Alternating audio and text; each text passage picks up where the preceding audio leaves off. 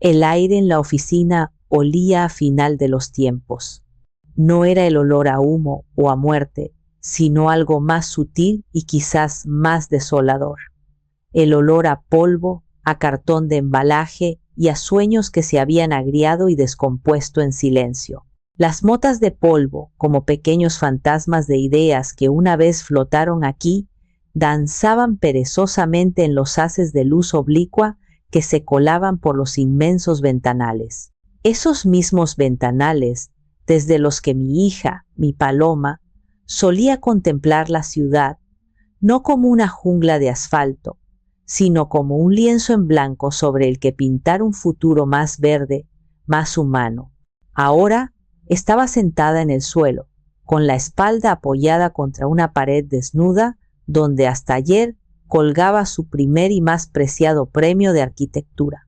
Su mirada, normalmente tan viva y llena de proyectos, estaba opaca, perdida en el vacío de un horizonte que se había derrumbado frente a ella. Sus hombros, que siempre había mantenido erguidos con la confianza de quien sabe que su trabajo tiene valor, estaban hundidos bajo el peso invisible de la ruina total. Era la viva imagen de un naufragio en un mar de tranquilidad. Mi corazón, ese músculo viejo y remendado por cicatrices antiguas, se contrajo con una fuerza que me robó el aliento. Durante 30 largos años, desde la muerte de mi esposo Ricardo, mi vida entera había sido un ejercicio de construcción, no de edificios, sino de un muro, un santuario invisible alrededor de Paloma, para protegerla del mundo cruel y afilado que a mí me había arrebatado todo.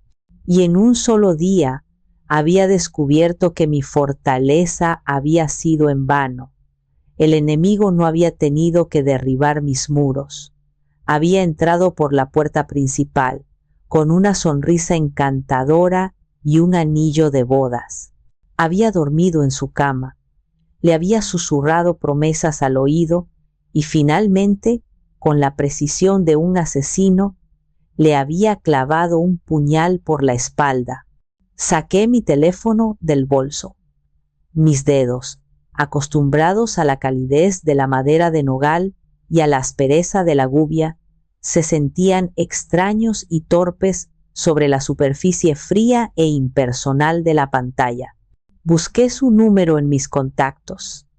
Darío Montes, el arquitecto de esta devastación.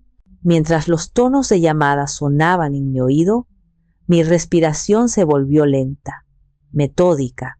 El fuego blanco de la pena y la impotencia se estaba enfriando rápidamente, dejando en su lugar un núcleo de hielo, una calma peligrosa y cristalina que no sentía en 3 décadas. Contestó al segundo timbrazo. Su voz era un bálsamo empalagoso de falsa cordialidad. Suegrita, qué grata sorpresa.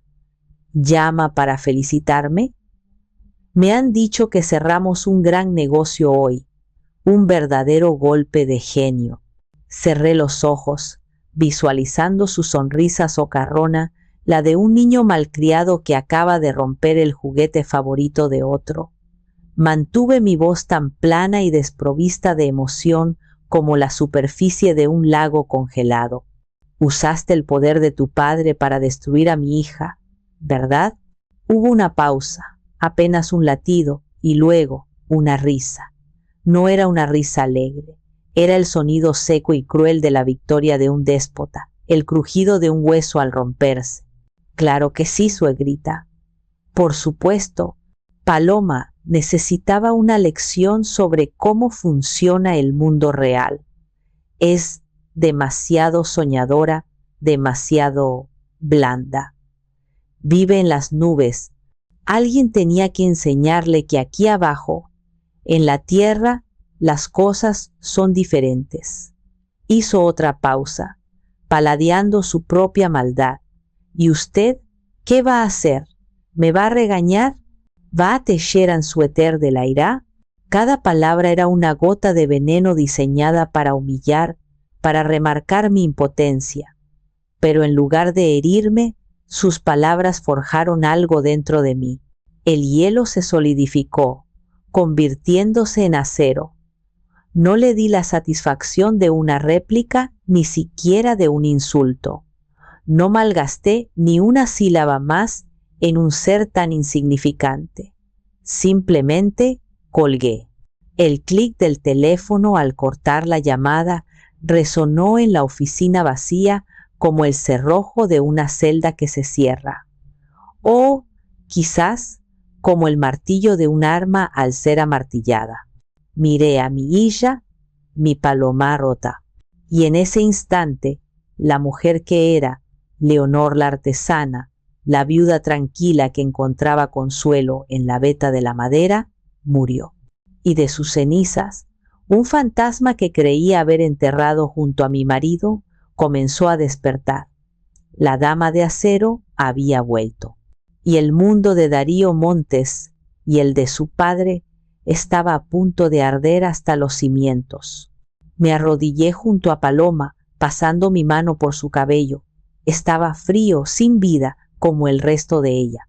Mis dedos, que conocían la textura de cada tipo de madera, desde el sedoso arce hasta el robusto roble, ahora sentían la fragilidad de mi propia hija. No dijo nada. No necesitaba hacerlo. El espacio a nuestro alrededor gritaba su historia con una elocuencia desgarradora. En una pizarra blanca aún se veían los restos fantasmales de un diagrama de flujo, un torbellino de ideas para un parque comunitario. Palabras como sostenibilidad, integración, comunidad y espacios verdes estaban a medio borrar, como un eco de un futuro que nunca sería. Cerca de la ventana, una pequeña planta, un ficus que le regalé el día de la inauguración, había comenzado a marchitarse, sus hojas caídas sobre el suelo de hormigón pulido como banderas en rendición. Era un símbolo demasiado perfecto, demasiado cruel. Armonía urbana. Así la había llamado. Para Paloma, no era solo un nombre comercial, era su manifiesto, su filosofía de vida. Creía, con la fe inquebrantable de los verdaderos artistas, que la arquitectura podía ser más que concreto y acero, podía ser un acto de amor hacia la gente y el planeta. Recuerdo el día de la inauguración, hace apenas 4 años, como si fuera ayer, este mismo espacio, ahora silencioso y gris, bullía de energía. La luz entraba a raudales, la música flotaba en el aire, y Paloma, con un vestido verde esmeralda que hacía juego con el brillo de sus ojos, se movía entre los invitados como una fuerza de la naturaleza. Explicaba sus maquetas, no con la jerga técnica de un arquitecto, sino con la pasión de un poeta. Hablaba de cómo los edificios podían respirar, de cómo la luz natural podía sanar, de cómo un banco bien colocado en un parque podía crear una comunidad. Darío estaba a su lado, por supuesto, su sombra elegante y perfectamente vestida, sosteniendo su copa de champán como un trofeo, interpretando a la perfección el papel del marido orgulloso y solidario. Incluso entonces, recuerdo haber sentido una extraña disonancia en su sonrisa, una nota falsa en una sinfonía perfecta, pero la aparté de mi mente, culpando a mi propio cinismo de viuda, a mi incapacidad para creer en la felicidad completa. ¡Qué tonta fui! Lo perdimos todo, mamá susurró Paloma. Su voz era un hilo ronco, quebrado, todo. Me senté a su lado en el frío suelo, mi hombro contra el suyo, ofreciendo el único consuelo que podía, mi presencia silenciosa, una roca contra la que podía apoyarse. Poco a poco, las palabras comenzaron a fluir, no como un río, sino como un goteo doloroso de una tubería rota. Fue el proyecto de Santa Fe, era el grande, el que nos pondría en el mapa. Darío dijo que era nuestra oportunidad de oro. Hay que ser audaces, Pali, me decía. El que no arriesga no gana. Hablaba con tanta convicción. Me convenció de invertirlo todo, de buscar más financiación, de hipotecar la casa. Dijo que era una formalidad, que su padre nos respaldaba, que los permisos del gobierno estaban prácticamente asegurados. Confié en él. ¿Cómo no iba a hacerlo? Era mi esposo. Se detuvo, tragando saliva, una arcada seca. Era una trampa, mamá, una trampa perfecta, de diseño.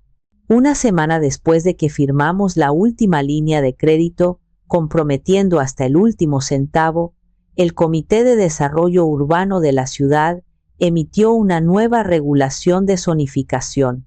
Una regulación extraña, específica, casi quirúrgica, que afectaba únicamente a la parcela donde íbamos a construir. De la noche a la mañana, nuestro proyecto se volvió ilegal, inválido. El banco, por supuesto, ejecutó la hipoteca inmediatamente. Los inversores, muchos de ellos amigos de los Montes, se retiraron en pánico citando la cláusula de riesgo regulatorio. Fue como si hubieran diseñado una bomba. Me hubieran convencido para abrazarla y luego hubieran apretado el detonador desde una distancia segura. La miré y vi en sus ojos no solo el dolor de la pérdida financiera, sino la agonía insoportable de la traición íntima. El hombre que amaba no solo la había visto caer, le había puesto la zancadilla, había empujado la primera ficha del dominó y se había quedado a observar, probablemente sonriendo, cómo todo su mundo se venía abajo. No fue un acto de negocios, fue un acto de una crueldad personal y meticulosa. Fue un asesinato, el asesinato de un sueño, y yo, su madre, la leona que se suponía debía protegerla, había estado en mi taller lijando un trozo de cedro ajena a la masacre. La culpa me consumió, una ola de fuego, pero la controlé, la canalicé, la transformé en combustible. El dolor de mi hija no sería en vano, serviría para encender una pira tan grande y brillante que la familia Montes entera se vería reflejada en sus llamas justo antes de ser consumida por ellas. La primera vez que lo vi fue hace 5 años, y el escenario fue, irónicamente, un templo del poder y la influencia. La gala anual del Club de Industriales. El aire en el antiguo casino del siglo XIX estaba espeso con el olor a dinero viejo, a perfume francés y a la complacencia de los que se saben dueños del mundo. Yo me sentía como una pieza de museo fuera de lugar. Mi vestido, de un lino simple pero elegante, era un susurro en una habitación llena de gritos de seda y diamantes. Estaba allí solo por Paloma. Ella, por el contrario, no estaba fuera de lugar en absoluto. A pesar de ser una de las más jóvenes, se movía por el salón con una gracia natural, sin la arrogancia de los herederos ni la sumisión de los aspirantes. Simplemente era ella misma, hablando de sus ideas con una confianza tranquila que atraía a la gente. Y entonces él se acercó, como un tiburón atraído por una luz inusual en la oscuridad, Darío Montes. Parecía menos un hombre y más un concepto, una creación publicitaria de la vida perfecta. El traje de Segna le quedaba como una segunda piel.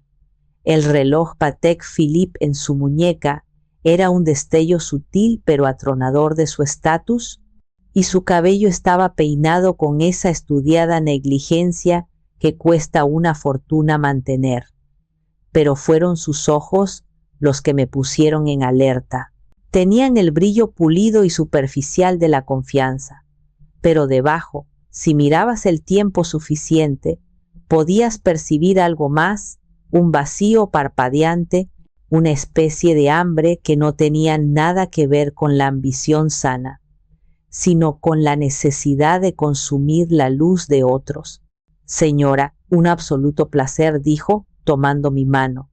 Su apretón era firme, pero sus manos estaban sorprendentemente suaves, las manos de alguien que nunca ha tenido que luchar por nada. Se inclinó y rozó el dorso de mi mano con sus labios, un gesto galante y anticuado que en él parecía una estudiada pieza de actuación. Tiene usted una hija excepcional, un verdadero diamante en bruto. Paloma se sonrojó, visiblemente encantada por el cumplido de uno de los solteros más cotizados de la ciudad. Durante las siguientes semanas presencié un asedio de manual. No la cortejó, la conquistó. La estrategia era abrumadora. Flores exóticas que parecían de otro planeta llegaban a su oficina a diario. Las cenas no eran en restaurantes, eran experiencias gastronómicas con chefs privados. Los viajes improvisados de fin de semana a viñedos en Baja California o a santuarios de tortugas en la costa de Oaxaca era un bombardeo de lujo y atención diseñado para no dar tiempo a pensar, solo a sentir. Parecía un cuento de hadas, y mi hija, que siempre había sido tan racional, tan centrada en su carrera, se dejó llevar por la corriente. Yo intenté ser la voz de la razón, la nota discordante en su perfecta sinfonía. «Es muy encantador», hija, le dije un día, mientras arreglaba un jarrón con una docena de orquídeas negras que él le había enviado. «Casi demasiado. Parece un personaje de una novela». «Ay, mamá». «Siempre tan desconfiada», me respondió riendo, quitándome una orquídea y poniéndola en mi cabello. Quizás ya era hora de que me tocara un poco de novela. «Es perfecto. Es inteligente, me apoya incondicionalmente, y su familia es, bueno, son los Montes». Ese, precisamente, era el problema. Eran los Montes, una dinastía construida sobre la roca de la arrogancia y el cemento de los tratos despiadados. Yo recordaba la reputación de Germán Montes de mis viejos tiempos. Un hombre que se desayunaba a sus competidores y usaba sus huesos como palillos. ¿Cómo podía un árbol tan retorcido y venenoso haber dado un fruto tan perfecto? La boda fue menos una celebración de amor y más una demostración de poder. Se celebró en el Colegio de las Vizcaínas, un monumento al pasado colonial que los Montes alquilaron como si fuera el patio de su casa. Cientos de invitados, la flor innata de la sociedad mexicana, políticos, empresarios, artistas que vivían del mecenazgo de los ricos. Me senté en la primera fila, sintiéndome como una extraña en la coronación de mi propia hija. El discurso de Germán Montes fue la confirmación de todos mis temores. No habló del amor ni de la felicidad de la pareja. Habló de alianzas estratégicas, de legados familiares, de la unión de dos grandes potenciales. Era obvio que se refería al potencial de su apellido, absorbiendo el brillante talento de mi hija. Hoy dijo, levantando su copa, su voz de barítono resonando en el patio histórico, no solo celebramos una unión, celebramos la continuación. Paloma ha demostrado ser una joven brillante, y ahora, bajo la guía y el amparo de la familia Montes, no hay límite para lo que puede lograr. Le damos la bienvenida a una familia de verdadero calibre. Las palabras guía y amparo se me clavaron como espinas envenenadas. No la veía como una igual, ni siquiera como una nuera. La veía como una adquisición corporativa, un activo valioso que ahora pertenecía a su cartera de inversiones. Y Darío, a su lado, sonreía, esa sonrisa perfecta y vacía. Era la sonrisa de un príncipe que acababa de adquirir la joya más rara del reino, no por su belleza intrínseca, sino por el simple y narcisista placer de la posesión. Esa noche, mientras veía a mi hija bailar su primer vals como la señora de Montes, un escalofrío helado me recorrió la espalda. No era el frío de la noche de la ciudad, era el presentimiento aterrador de que Paloma no se había casado con un hombre, se había casado con un imperio. Y los imperios, como yo sabía muy bien por experiencia propia, exigen tributos de sangre, sudor y lágrimas. La primera señal inequívoca de que mis instintos no me fallaban, la primera grieta visible en la fachada perfecta de su matrimonio, llegó unos 2 años después de la boda. En contra de las expectativas de muchos, que pensaban que se convertiría en una simple anfitriona de cenas benéficas, Paloma estaba teniendo un éxito rotundo y muy público. Armonía Urbana había ganado la prestigiosa Bienal de Arquitectura Mexicana. Su proyecto no era un rascacielos corporativo ni una mansión de lujo, sino algo mucho más radical: la rehabilitación integral y sostenible de un barrio popular en la colonia Doctores. Había transformado una zona decrépita en un espacio vibrante, lleno de luz, jardines verticales y vida comunitaria. Era la prueba viviente de su filosofía. La noche de la premiación, en el Palacio de Bellas Artes, fue agridulce para mí. Ver a Paloma sobre ese escenario imponente, recibiendo la medalla de oro, fue uno de los momentos de mayor orgullo de mi vida. Hablaba con una elocuencia y una humildad que conmovieron al auditorio. Agradeció a su equipo, a los vecinos del barrio, a la ciudad, pero desde mi asiento en la tercera fila, mis ojos estaban fijos en su marido, sentado a mi lado. Darío aplaudía, sí, pero sus aplausos eran mecánicos, un par de segundos desfasados con el resto del público. Su sonrisa era una máscara tensa, un rictus que no llegaba a sus ojos. Y en sus ojos vi una sombra fría y oscura, la misma que había detectado la primera vez que lo conocí, la fea, corrosiva sombra de la envidia. Él no estaba orgulloso, estaba ofendido. La luz de ella opacaba la suya. Unos días después, organizaron una cena para celebrarlo en su casa de las Lomas, esa fortaleza de cristal y mármol que era un regalo de Germán. El ambiente debería haber sido festivo, pero se sentía tenso. Los invitados eran el círculo íntimo de Darío, jóvenes herederos y empresarios de segunda generación que habían heredado sus puestos y su arrogancia. Hablaban de sus yates en Acapulco y de sus compras de arte en Miami, y el premio de Paloma parecía una anécdota exótica y ligeramente desconcertante para ellos. La conversación inevitablemente giró hacia el premio. «Felicidades, Pali, de verdad, ¿quién lo diría?», dijo Blas, uno de los amigos más cercanos y más imbéciles de Darío, con un tono que pretendía ser una broma, pero que destilaba una condescendencia insoportable. La pequeña arquitecta jugando a salvar el mundo. Darío, que ya iba por su tercera copa de whisky Macallan de 25 años, rió con demasiada fuerza, un sonido áspero. «Sí, es mi pequeña genio idealista», dijo, pasando un brazo posesivo por los hombros de Paloma.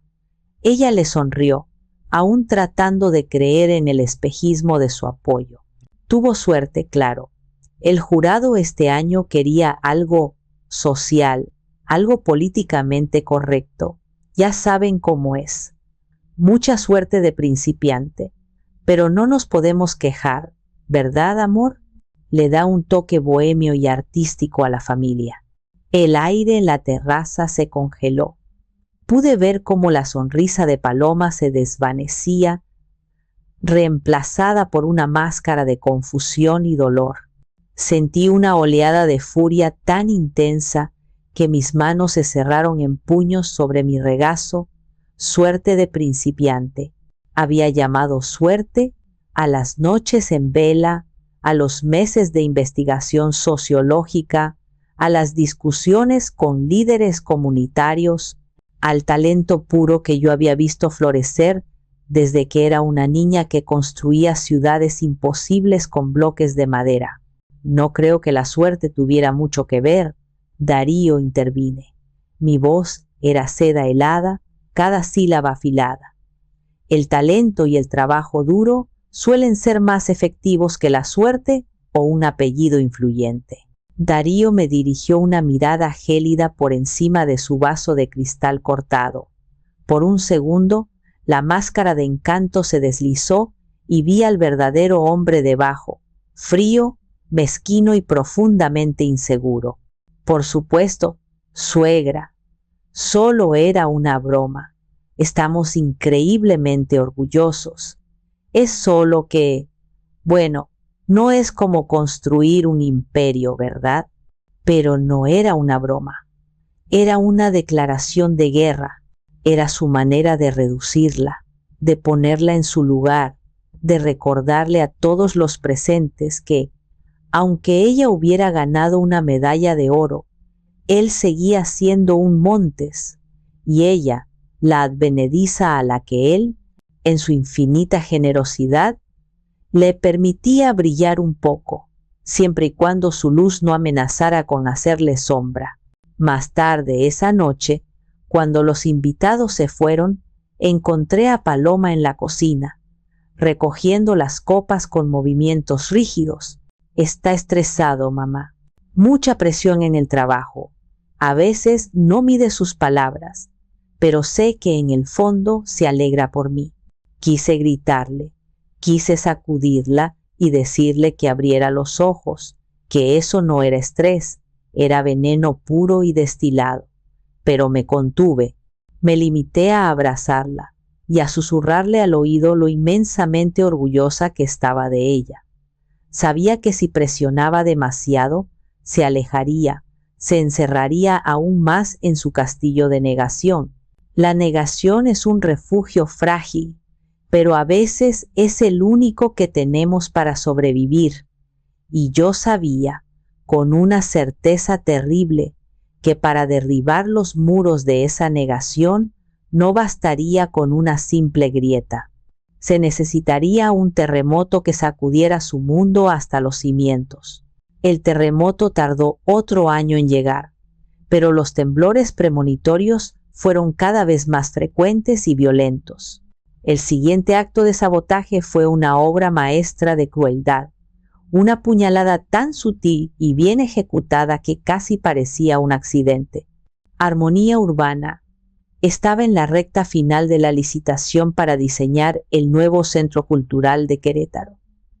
Era un proyecto emblemático, de esos que definen una carrera. Ganarlo consolidaría a la firma de Paloma como una de las más innovadoras y respetadas del país.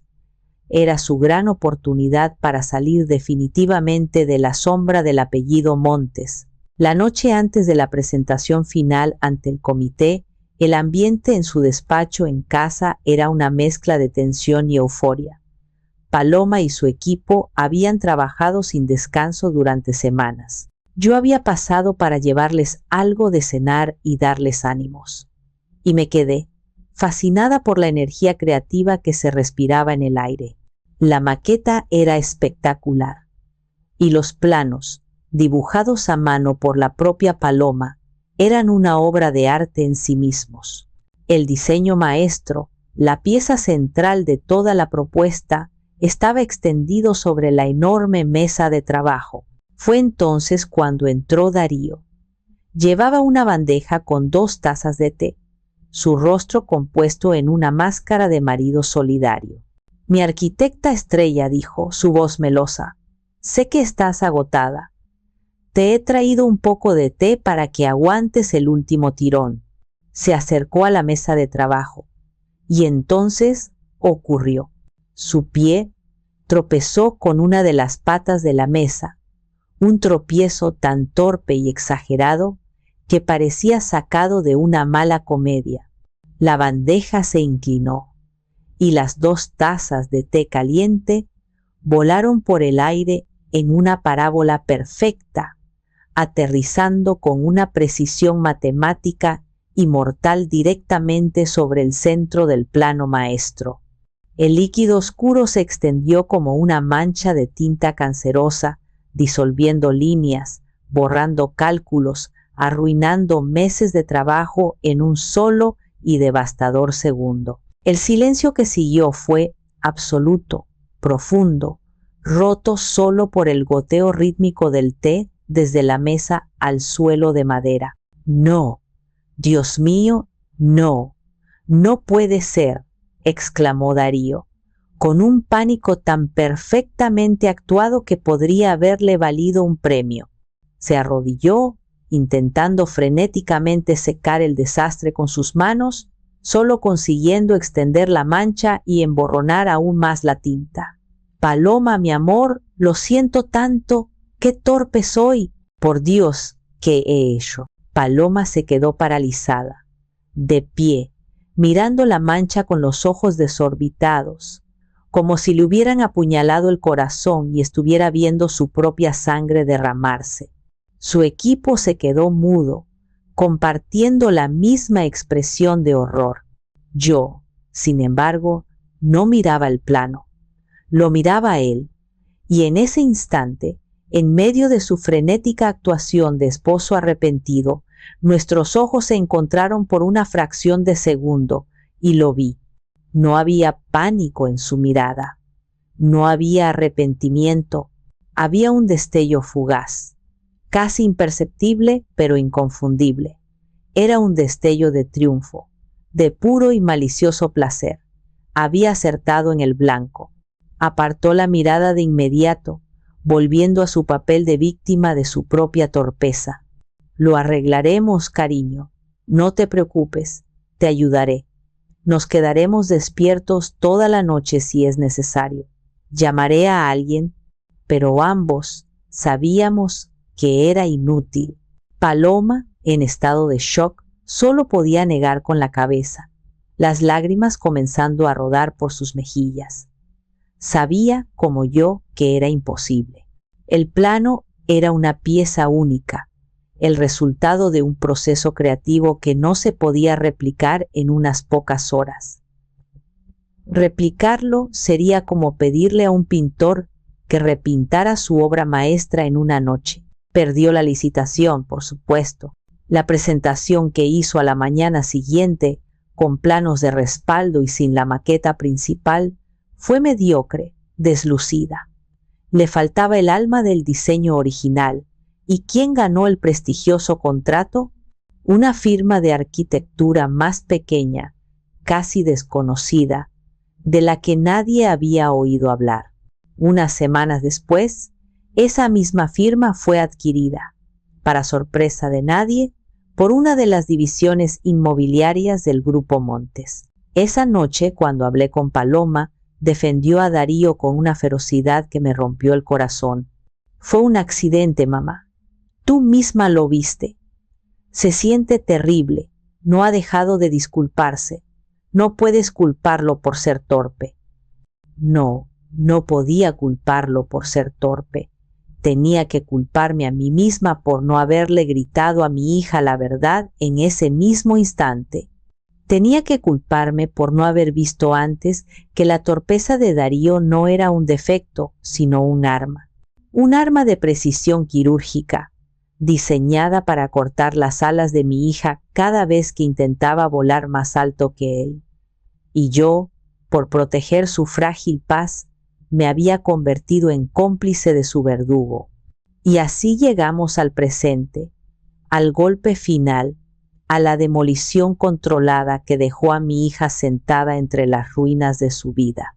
El proyecto de Santa Fe no fue solo un error de cálculo o mala suerte, fue el acto final de una larga y metódica campaña de desgaste psicológico y profesional. Ahora, con la claridad que solo otorga la devastación total, veía el patrón con una nitidez dolorosa. Darío no solo quería que Paloma fracasara, necesitaba ser el arquitecto de su fracaso, necesitaba despojarla de todo lo que la hacía independiente, de todo lo que la hacía brillar por sí misma, para que su única luz, su única validación, proviniera de él, del sol negro y frío del apellido Montes. La confirmación de la ejecución hipotecaria llegó en un correo electrónico con el logo impersonal y ofensivo del banco. Era un documento en PDF, frío, burocrático y mortal. Paloma lo leyó en la pantalla de su teléfono y un pequeño sollozo seco se le escapó, el único sonido que había hecho en horas. Era el sonido de la rendición final. Habían perdido la casa que habían construido juntos, el espacio que ella había llenado no solo con sus planos y maquetas, sino con sus risas y esperanzas. Pero Darío aún no había terminado. No le bastaba con arrasar la tierra. Necesitaba salarla para que nada bueno volviera a crecer jamás. Esa misma tarde, mientras intentábamos decidir qué rescatar de la oficina antes de que llegaran los liquidadores, el teléfono de Paloma sonó. Era la voz de Inés, su jefa de proyectos, una joven arquitecta brillante y una de sus empleadas más leales. Estaba llorando. Paloma, tienes que ver esto. Es terrible. Está en todas partes. En los portales de finanzas, en los blogs de arquitectura. Con manos temblorosas, Paloma abrió su laptop. En la portada de Expansión Financiera, uno de los medios económicos más influyentes del país, un titular sensacionalista y venenoso brillaba con malicia. Escándalo en armonía urbana. La firma de arquitectura sostenible de Paloma, nuera de Germán Montes, acusada de usar materiales de baja calidad en proyectos sociales. El artículo era una obra maestra de la difamación, citando fuentes anónimas cercanas a la industria y a un ex empleado descontento. El texto era una sarta de mentiras ponzoñosas y medias verdades. Insinuaba que la empresa de Paloma, para maximizar beneficios en un mercado competitivo, había estado utilizando materiales de construcción baratos y de dudosa procedencia en sus aclamados proyectos de rehabilitación de viviendas, poniendo en riesgo a las familias de bajos recursos a las que pretendía ayudar. Era una acusación calculada con una precisión diabólica para atacar no solo su profesionalismo, sino su ética, su integridad, su alma. Destruía la esencia misma de lo que Armonía Urbana representaba. Era una mentira tan absurda, tan vil, que por un momento me quedé sin aire. Paloma siempre había sido fanática de la calidad, utilizando proveedores locales y materiales reciclados de la más alta gama, aunque eso redujera sus márgenes de beneficio. Y yo sabía, con la certeza visceral de una madre que conoce cada cicatriz y cada sueño de su hija, quién era la fuente anónima y quién era el ex empleado descontento. Darío no solo la había arruinado financieramente, ahora la estaba aniquilando moralmente, la estaba convirtiendo en una paria, una leprosa en la industria que tanto amaba. Ese fue el momento. La última gota de veneno en una copa que ya rebosaba. Paloma leyó el artículo, su rostro perdiendo el último vestigio de color hasta volverse de un blanco ceroso. Sus ojos recorrieron las líneas una y otra vez, como si no pudiera comprender la magnitud de la maldad. Luego, lentamente, con un gesto de autómata, cerró la laptop, se levantó, caminó con paso rígido hacia la pequeña papelera de metal junto al escritorio y vomitó. Vació el estómago y el alma, expulsando violentamente los últimos restos de amor y confianza que le quedaban por el hombre con el que había compartido su vida. La vi temblar, apoyada en el escritorio, sudando y llorando en silencio, y supe que ya no había nada que proteger. El santuario había sido violado, saqueado e incendiado. El tiempo del consuelo y la paciencia había terminado. Era tiempo de contraatacar. Era tiempo de que el mundo, y especialmente la arrogante y despreciable familia Montes, Recordar a quién era yo antes de convertirme simplemente en la madre de Paloma. Era tiempo de que recordaran por qué, en los círculos correctos y en las décadas correctas, me llamaban la Dama de Acero. Llevé a Paloma a mi casa, a mi pequeño y silencioso refugio en el corazón de San Ángel. Mi casa no es una mansión, es un espacio construido con mis propias manos, un lugar que huele a madera, a barniz, a tierra mojada del jardín y a la paz que yo había cultivado con tanto esmero durante 3 décadas. La acosté en la habitación de huéspedes, la misma donde dormía de niña cuando tenía pesadillas con monstruos imaginarios. Nunca pensé que un día tendría que traerla aquí para protegerla de un monstruo real. Le preparé un té de tila y me senté en una silla junto a su cama, observándola mientras el agotamiento finalmente la vencía. Su rostro, incluso en el sueño, estaba tenso, surcado por el dolor. Las horas pasaron en silencio, marcadas solo por el tic-tac del viejo reloj de pared de la sala. Y entonces, en la profunda oscuridad de la madrugada, las pesadillas volvieron. Me desperté con sus gritos ahogados, un sonido que atravesó mi corazón como un cuchillo de hielo. Corrí a su lado. Estaba sentada en la cama, con los ojos abiertos de par en par pero sin ver, bañada en un sudor frío y temblando como una hoja en la tormenta. Era él, susurró. Su voz era la de una niña aterrorizada. Estaba derribando la casa con un mazo gigante y yo estaba dentro. Con cada golpe, los muros se agrietaban y él se reía. Me decía que era mi culpa, que yo lo había provocado, que era demasiado débil para tener una casa tan bonita. La abracé, atrayéndola hacia mí, meciéndola suavemente como cuando tenía 5 años y le temía a la oscuridad. Y en la seguridad de mis brazos, en la intimidad protectora de la noche, el dique que había contenido tanto dolor finalmente se rompió. Las palabras salieron a borbotones, una confesión febril y desordenada de años de microagresiones y manipulación psicológica que había mantenido encerradas incluso para sí misma. Me habló de cómo él perdía constantemente archivos importantes de su computadora justo antes de una entrega crucial, para luego encontrarlos milagrosamente cuando ya era demasiado tarde, haciéndola parecer incompetente. Me contó cómo olvidaba pasarle mensajes de clientes importantes, causando malentendidos y frustración.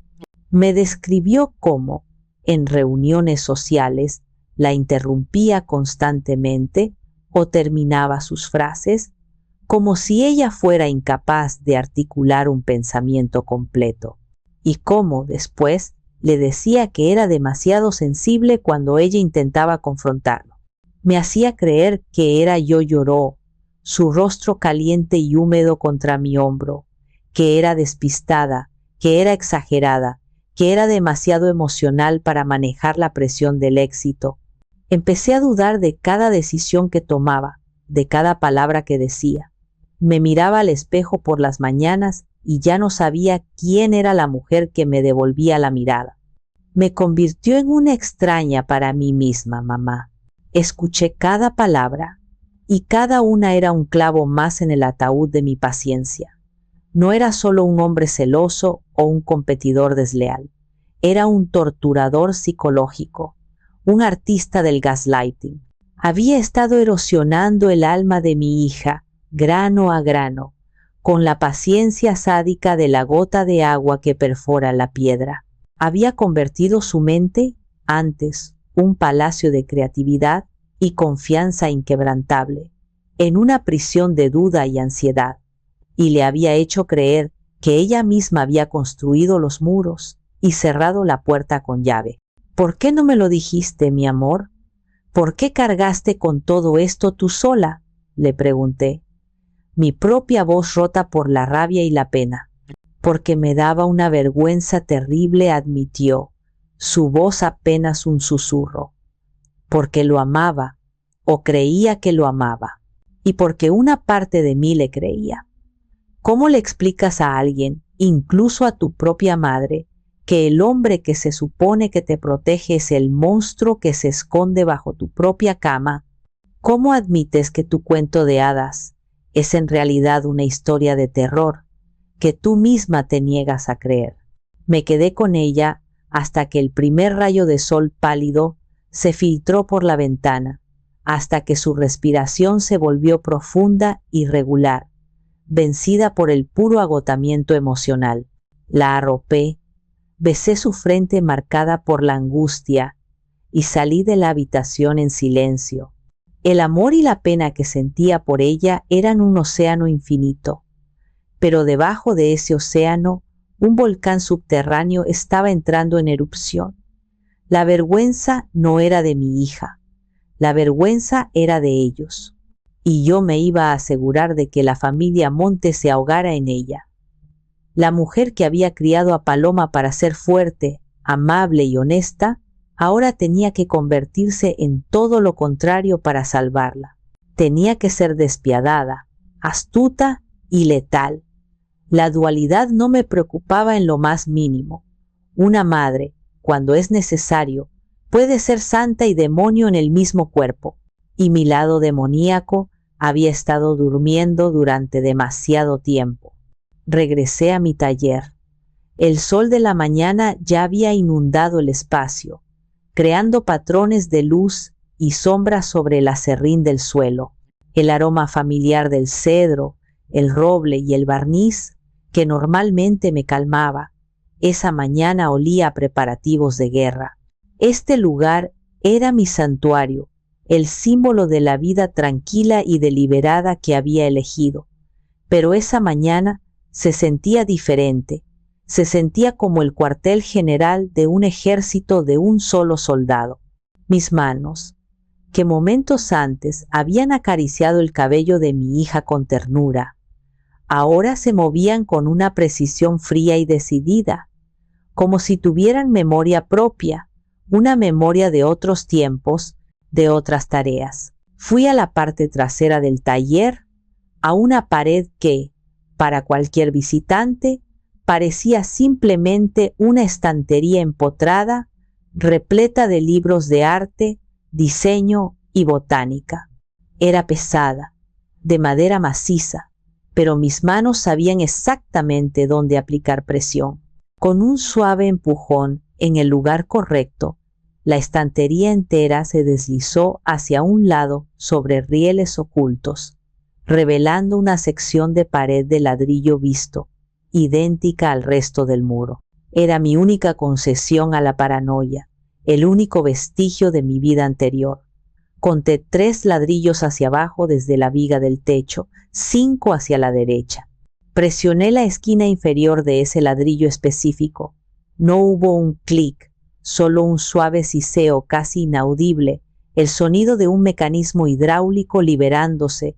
Una pequeña sección de la pared, de unos 30 por 30 centímetros, se hundió hacia adentro y luego se deslizó hacia un lado, revelando la fría y oscura superficie de una caja fuerte digital. Tecleé el código en el panel táctil. Mis dedos no dudaron. La secuencia de números no se había usado en 30 años, pero estaba grabada a fuego en mi memoria, una cicatriz numérica. Era una combinación de 2 fechas, el día del nacimiento de Paloma y el día de la muerte de Ricardo. El principio de mi alegría y el final de mi mundo. La puerta de acero, gruesa y pesada, se abrió sin el más mínimo ruido. Dentro, el aire olía a tiempo encapsulado, a papel viejo y a secretos. No había joyas, ni lingotes de oro, ni fajos de billetes. El tesoro que guardaba era mucho más valioso y mucho más peligroso. Solo había 2 objetos principales: un teléfono satelital Iridium, un modelo obsoleto pero perfectamente funcional, un ladrillo tecnológico de los años 90 que parecía una reliquia de una película de espías, y a su lado una agenda de cuero negro, austera, sin ninguna marca o inicial en su cubierta. Tomé la agenda. El cuero, preservado por la falta de luz y aire, estaba frío y flexible al tacto. La abrí. Todas sus páginas estaban en blanco, excepto una. En el centro de esa única página, escritos con la caligrafía elegante y precisa de mi difunto esposo, había un nombre y un número de teléfono: Néstor. Mi mano, que había estado tan firme, tembló por un instante al tocar ese nombre, como si una corriente eléctrica recorriera el papel. Néstor, nuestro abogado, nuestro amigo, nuestro cómplice en el dolor y en el secreto, el único ser humano vivo, además de mí, que conocía la verdad completa, la sucia y podrida verdad sobre los cimientos del imperio de Germán Montes. Junto a los objetos había una pequeña fotografía enmarcada, una que ni siquiera Paloma había visto nunca. Era de Ricardo y yo. Éramos jóvenes, en nuestros 30, de pie en un terreno baldío, en lo que entonces eran las afueras de la ciudad. Estábamos sonriendo a la cámara, abrazados, sosteniendo un rollo de planos entre los dos, los planos de nuestro primer gran proyecto, el que nos iba a consagrar. Detrás de nosotros, casi fuera de foco, pero reconocible, estaba un joven y ambicioso Germán Montes, observándonos con una sonrisa que ahora, con la terrible sabiduría de los años, reconocía como la sonrisa de un depredador que ya ha elegido a su presa. Tomé la foto. Acaricié con la yema del dedo el rostro de Ricardo, tan lleno de vida y de sueños. Perdóname, amor mío, susurré al silencio del taller. Te prometí paz. Te prometí que la criaría lejos de toda esta podredumbre. Pero su hijo ha cometido el mismo error de su padre. Ha subestimado a una mujer acorralada. Y ahora debo hacerlo. Debo despertar al fantasma que juré enterrar contigo. Coloqué la foto de nuevo en la caja fuerte, con un cuidado reverencial, pero me quedé con el teléfono y la agenda. El peso del teléfono en mi mano era el peso de una promesa rota y de una guerra a punto de comenzar. La vida que había construido con tanto esmero, la vida de la artesana tranquila, se había acabado. La dama de acero había sido convocada, y no volvería a su tumba hasta que la justicia, mi justicia, fuera servida en un plato frío como el acero. Sostuve el teléfono satelital en mi mano. Se sentía extrañamente pesado en la era de los smartphones ligeros como plumas, un artefacto de una vida pasada, un recordatorio tangible de un mundo más analógico y, en cierto modo, más brutal. Extendí la gruesa antena de plástico y mantuve presionado el botón de encendido. La pantalla, pequeña y monocromática, cobró vida con un brillo verdoso y pixelado, un fantasma de la tecnología de antaño. Esperé, conteniendo la respiración, mientras el aparato buscaba una conexión con los cielos, un vínculo con un satélite que giraba en silencio sobre un mundo que había cambiado drásticamente desde la última vez que este teléfono había sido utilizado. Después de un largo minuto, que pareció una eternidad, emitió un pitido agudo y decidido, conectado, con dedos que de repente se sentían seguros y firmes, como si recordaran un viejo oficio. Marqué el número de la agenda. No estaba guardado en ninguna memoria digital, estaba grabado en la mía. Sonó una vez. Un tono extraño, internacional, sonó 2 veces. Una punzada de duda me asaltó. ¿Seguiría siendo el mismo número después de tanto tiempo? La gente cambia de casa, de vida, de número. ¿Seguiría Néstor allí, al final de esa línea invisible, al tercer timbrazo, contestaron. Diga. La voz al otro lado de la línea era más grave de lo que recordaba, raspada por los años y quizás por demasiados cigarros, pero era inconfundible. Era la voz de la lealtad inquebrantable, la voz de mi ancla en la tormenta. Néstor, dije, y mi propia voz me sonó extraña, como si perteneciera a otra mujer, a la mujer que yo era antes. Era una octava más baja de mi tono habitual, un timbre de metal que no había usado en décadas. Hubo un silencio absoluto al otro lado, un silencio tan profundo que pude escuchar el suave murmullo de las olas. Néstor siempre había soñado con retirarse a la costa. Podía imaginarlo perfectamente. En su estudio forrado de libros de derecho y con vistas al Pacífico, congelado, con el teléfono pegado a la oreja, procesando la voz que pensó que nunca volvería a escuchar. ¿Leonor?, preguntó finalmente, y la incredulidad en su voz era tan palpable que casi pude tocarla. Por todos los cielos, ¿eres realmente tú? Soy yo, Néstor. Sigo viva. Después de tantos años, pensé que habías desaparecido para siempre. Yo también lo pensé, lo interrumpí, sin tiempo para la nostalgia o las explicaciones. No te llamo para recordar viejos tiempos. Sabes que nunca lo haría si no fuera absolutamente necesario. El tono de Néstor cambió al instante. La sorpresa y la emoción se desvanecieron, reemplazadas por la alerta y el profesionalismo del abogado formidable que siempre fue.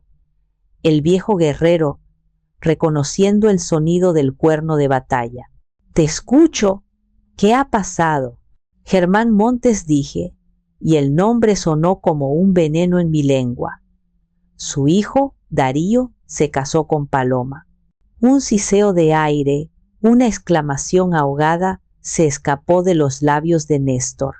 «No puede ser. Leonor, ¿cómo? Fue un error mío, un error de juicio que mi hija ha pagado muy caro. Ha destruido a Paloma, la ha arruinado, Néstor. Ha usado el poder y la influencia de su padre para aplastarla por puro placer sádico, por celos». Otro silencio, pero esta vez era un silencio pesado, cargado de la historia compartida, del dolor compartido, del odio compartido hacia un solo hombre. «Entendido», dijo finalmente. Su voz ya no era la de un amigo sorprendido, era la voz de un general recibiendo órdenes. «Néstor», dije, tomando una respiración profunda, «activa el protocolo Fénix». La frase quedó suspendida en el aire entre nosotros, viajando a través de miles de kilómetros de éter satelital. Protocolo Fénix. El nombre en clave que le habíamos dado, Ricardo, Néstor y yo, a nuestro plan de contingencia definitivo. El plan para el día del juicio final. Un complejo mecanismo legal y financiero diseñado no solo para exponer a Germán, sino para desmantelar su imperio pieza por pieza, utilizando sus propias tácticas en su contra. Un plan que yo había rezado a todos los dioses para no tener que usar jamás. Néstor no dudó ni un solo segundo. Su voz, cuando respondió, era el acero puro que yo recordaba, templado en los fuegos de la traición y afilado por 30 años de espera. «Entendido, Leonor. El Fénix resurgirá de sus cenizas. ¿Cuándo empezamos?» «Ya hemos empezado», Néstor, dije, y con una calma que me sorprendió a mí misma, colgué. Dejé el pesado teléfono sobre la mesa de trabajo. El primer movimiento en el tablero de ajedrez más importante de mi vida había sido hecho. Durante 30 años, Germán Montes había vivido en un castillo construido sobre los huesos de mi marido y las ruinas de mis sueños, creyéndose un rey invencible. No sabía que durante todo ese tiempo Yo había guardado la llave de la cripta donde estaban enterrados todos y cada uno de sus crímenes. Y ahora, con la ayuda de mi viejo amigo, iba a abrir la puerta y dejar que los fantasmas salieran a la luz del sol. Mientras el protocolo se ponía en marcha, activando una red durmiente de contactos y recursos que Néstor había mantenido meticulosamente a lo largo de los años, mi mente viajó inevitablemente al origen de todo, a la herida primigenia, 30 años atrás. Éramos jóvenes, Ricardo y yo. Estábamos llenos no solo de amor, sino de una ambición compartida que era pura y brillante. Nuestra pequeña firma, a la que habíamos llamado Cimientos del Futuro, no era solo un negocio, era nuestra vocación. Íbamos a cambiar el rostro de la Ciudad de México. Teníamos una visión, un plan maestro para un desarrollo urbano en la zona de Santa Fe, que en aquel entonces era poco más que un conjunto de minas de arena y vertederos. Nuestro proyecto era revolucionario para la época, un complejo de uso mixto que integraba espacios residenciales, comerciales y públicos de una manera orgánica y sostenible. Era monumental, pero a escala humana. Pero nos faltaba el capital, el músculo financiero, para convertir los planos en ladrillos. Fue entonces cuando apareció Germán Montes. En aquel entonces no era el titán que es hoy. Era un constructor de tamaño medio con una ambición desmedida y una labia de oro. Vio el genio en los planos de Ricardo, la viabilidad en mis proyecciones financieras, y nos sedujo con promesas de una asociación equitativa, un triunvirato perfecto. Nosotros poníamos la visión, el alma del proyecto. Él conseguiría la financiación y se encargaría de la parte sucia, como él la llamaba. Los permisos, los sindicatos, la burocracia.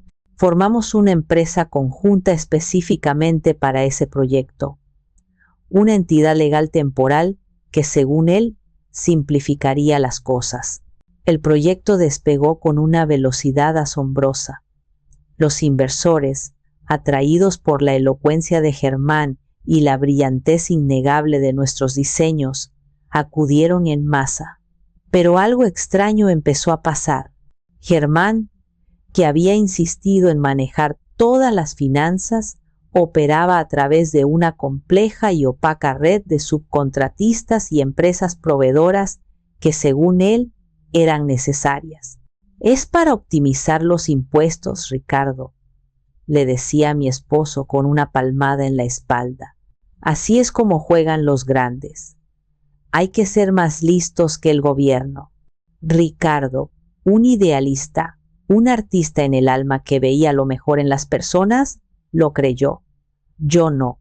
Mi mente, más analítica, más desconfiada, empezó a ver patrones que no me gustaban.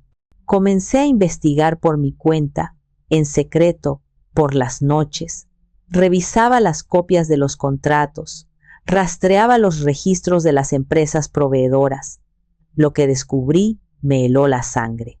Muchas de esas empresas eran fachadas, entidades fantasma registradas en paraísos fiscales. Germán estaba inflando sistemáticamente los costos de materiales y mano de obra, facturando a nuestra empresa conjunta a través de estas compañías fantasma que él mismo controlaba en secreto, y desviando millones de dólares a cuentas numeradas en las Islas Caimán. Estaba usando nuestro proyecto, nuestro sueño, para construir los cimientos de su propio imperio a nuestras espaldas. Cuando reuní las pruebas irrefutables, los documentos de transferencia bancaria, las actas constitutivas de la empresa fantasma en Panamá, los contratos duplicados con precios diferentes, se lo presenté a Ricardo en nuestro estudio, una noche lluviosa que nunca olvidaré.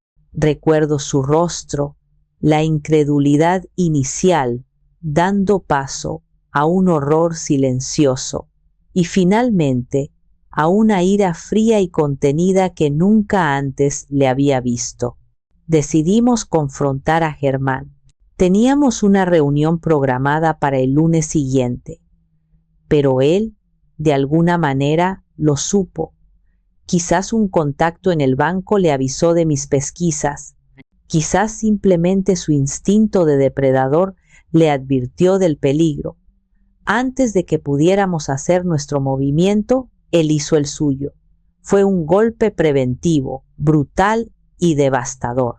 Usó los fondos que nos había robado para sobornar a inspectores y auditores gubernamentales. Fabricó un conjunto de pruebas paralelas, exquisitamente falsificadas, que nos señalaban a nosotros y específicamente a Ricardo como jefe de diseño del mismo fraude que él había cometido. La noche, antes de que el escándalo orquestado por él estallara en la prensa, Ricardo sufrió un infarto masivo en su estudio. Lo encontré caído sobre la mesa de dibujo, su mano aún sosteniendo un lápiz, sobre los mismos planos que Germán había usado para destruirlo. Murió con la palabra traidor en los labios. En el caos que siguió, con el corazón destrozado y una hija de 5 años que me necesitaba entera, tomé una decisión. No lucharía en los tribunales. Germán ya había comprado el sistema. Luchar sería un suicidio público, arrastraría el nombre de Ricardo por el lodo y me dejaría sin recursos para criar a Paloma. Así que desaparecí. Vendí mi parte de nuestra firma original por una miseria. Hice que Néstor guardara una copia certificada y notariada de todas las pruebas en una caja de seguridad en Ginebra. Y me llevé los originales conmigo. Enterré a la dama de acero junto con mi marido y me convertí simplemente en Leonor, la madre de Paloma, la artesana. Germán Montes construyó su imperio sobre la tumba de mi esposo, pero los cimientos de ese imperio no eran de roca sólida, eran de papel frágil y manchado de traición. Y yo, durante 30 años, había guardado cada una de esas hojas. Una semana después de la llamada, la primera piedra fue lanzada. No fue una roca, ni siquiera un ladrillo.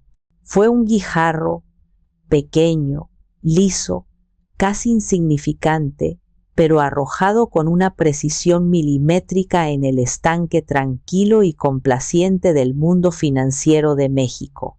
Su propósito no era crear un tsunami, sino una onda que se expandiera lentamente, perturbando la superficie, haciendo que los que estaban en la orilla se preguntaran qué había causado esa alteración. Néstor, desde su supuesto retiro en una casa aislada en la costa de Oaxaca, hizo una sola llamada. No fue a un fiscal ni a un juez.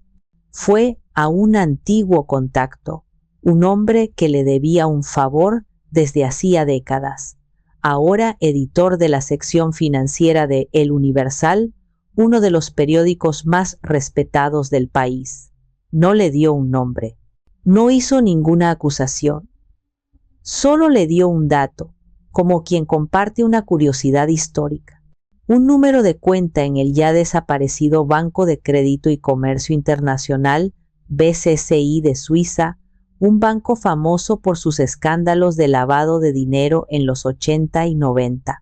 Le dio una fecha específica de 1994 y le planteó una pregunta: ¿a quién pertenecía esa cuenta y por qué, en esa fecha, recibió una transferencia exacta de $1 millón de una constructora mexicana que convenientemente se declaró en bancarrota al día siguiente?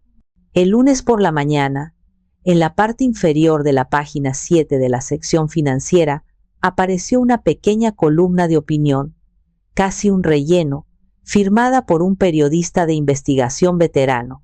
Se titulaba Ecos del pasado. Lecciones no aprendidas de la banca offshore. El artículo no mencionaba a Germán Montes, no mencionaba al Grupo Montes, Era un texto de apariencia académica sobre las prácticas financieras dudosas que proliferaron durante la crisis económica de los 90 en México. Pero para cualquiera que supiera leer entre líneas, para cualquiera que tuviera memoria de esos tiempos, el artículo era una bomba de tiempo. Detallaba con una precisión quirúrgica el mecanismo de vaciamiento de activos, explicando cómo los dueños de una empresa podían transferir su capital a paraísos fiscales justo antes de declararla en quiebra, dejando a los acreedores y socios con una cáscara vacía. Y como un caso de estudio anónimo, mencionaba la sospechosa transferencia de $1 millón a esa cuenta en el BCCI. Llamé a Paloma esa mañana, manteniendo mi voz casual. ¿Cómo estás, hija? ¿Has dormido algo? Un poco, mamá. Darío ha estado llamando sin parar. Ha venido a la casa. No le he abierto. No quiero verlo. Bien hecho. Mantente firme. Oye, una curiosidad. ¿Leíste el periódico hoy? Hay un artículo bastante interesante en la sección financiera. Mamá, por favor, lo último que quiero en el mundo es leer sobre finanzas. Solo échale un vistazo, insistí suavemente. Página 7. Es sobre historia. Te podría interesar. Colgué antes de que pudiera protestar. Unas horas más tarde, me llamó. Su voz era intrigada. Qué extraño, mamá. El mecanismo de fraude que describen en el artículo es casi idéntico a una historia que Darío me contó una vez. Se jactaba de cómo su padre había aplastado a un competidor desleal en sus inicios, utilizando una jugada maestra financiera. Los detalles son muy parecidos. Sonreí para mis adentros. Por supuesto que lo hizo.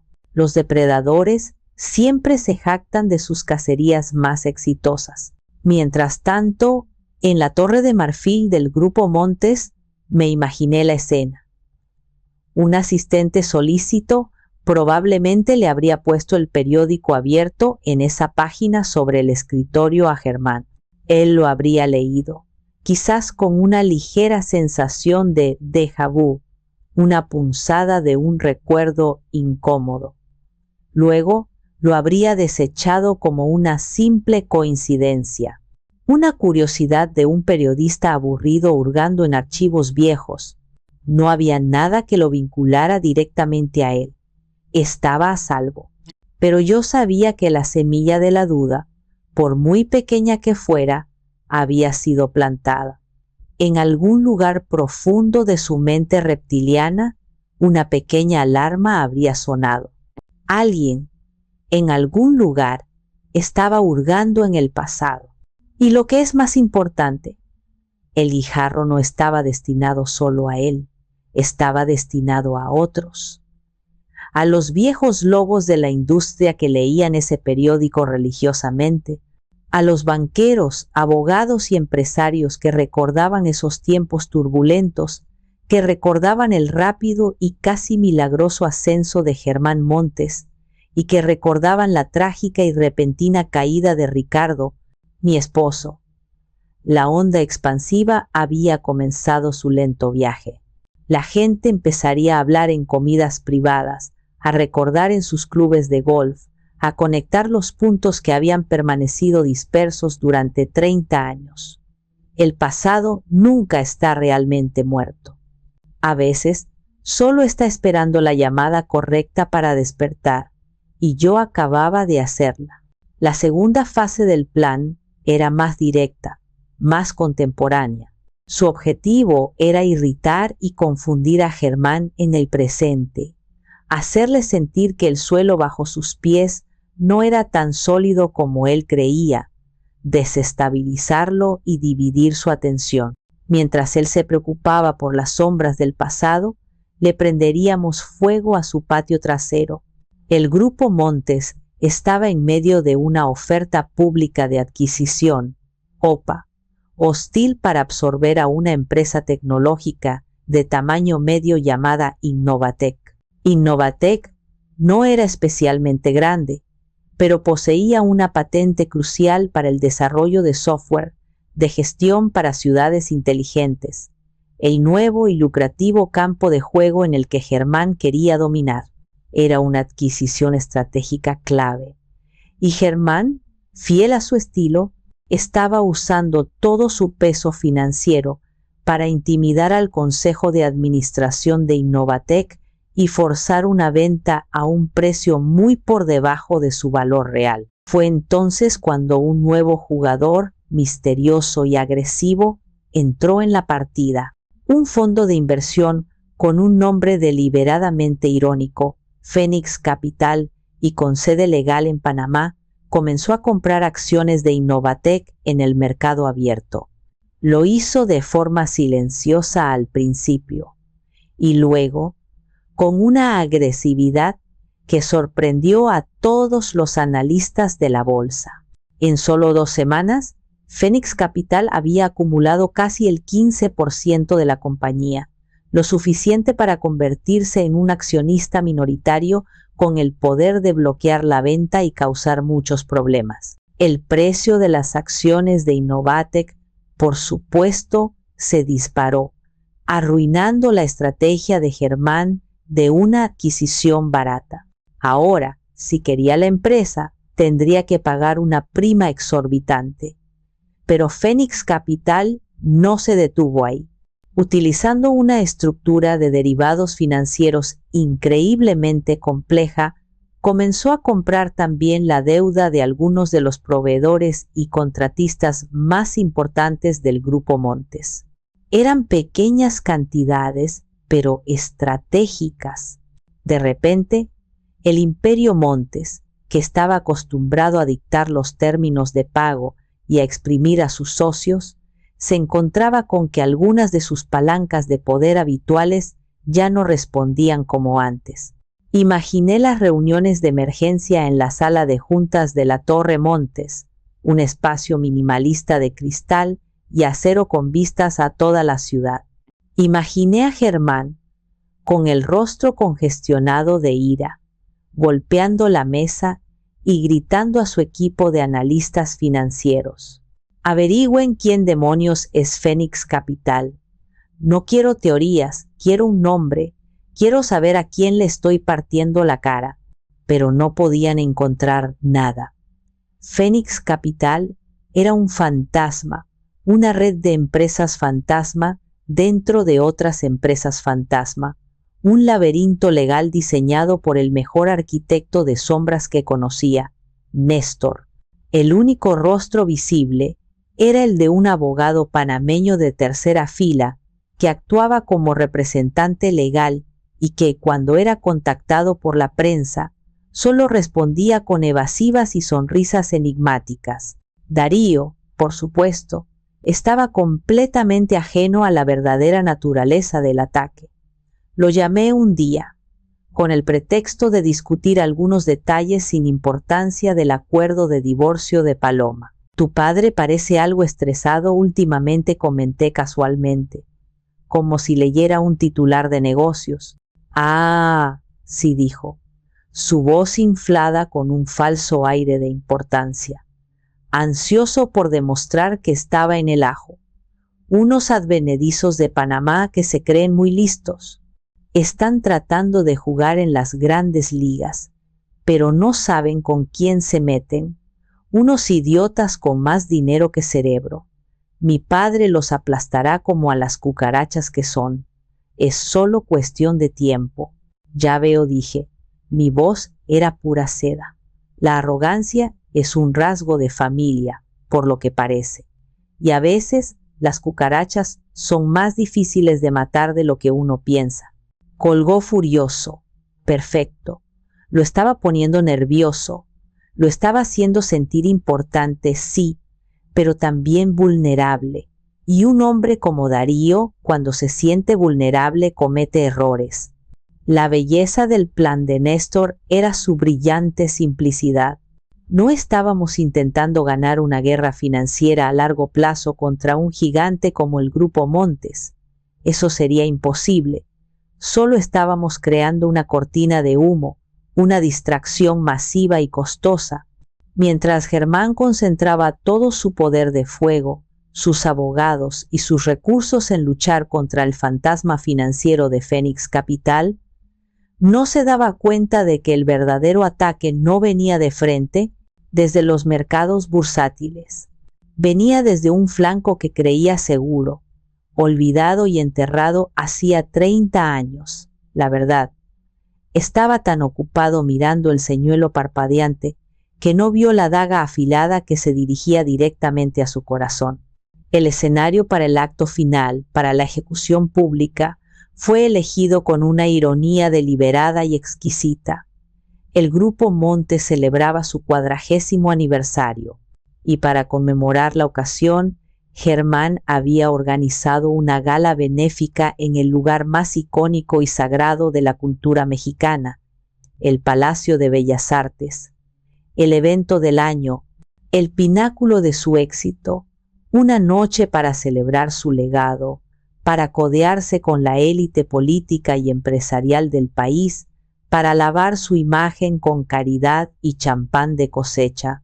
Era la noche en que se sentiría más poderoso, más intocable, más inmortal.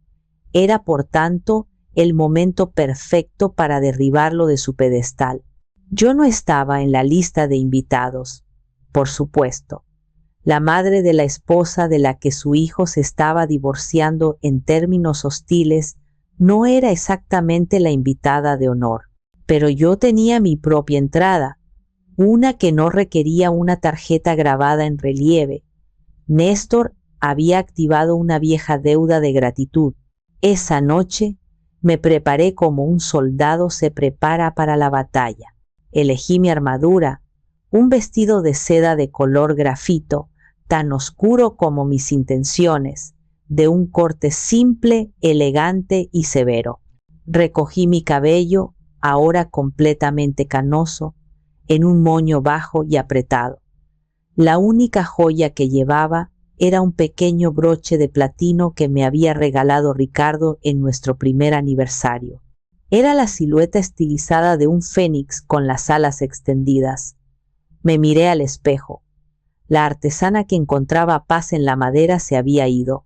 La mujer que me devolvía la mirada era la dama de acero, fría, serena, lista. Llegué al palacio justo antes de las 9. La alfombra roja era un circo de vanidad.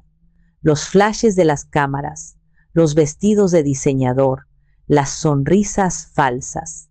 Ignoré todo eso. Un hombre discreto me esperaba cerca de la entrada lateral. Era el jefe de seguridad del palacio, un viejo amigo de Néstor. Sin decir una palabra, me guió por pasillos de servicio que olían a cera y a historia, hasta una pequeña alcoba privada en el primer piso con una balaustrada que ofrecía una vista perfecta y discreta del gran salón de abajo.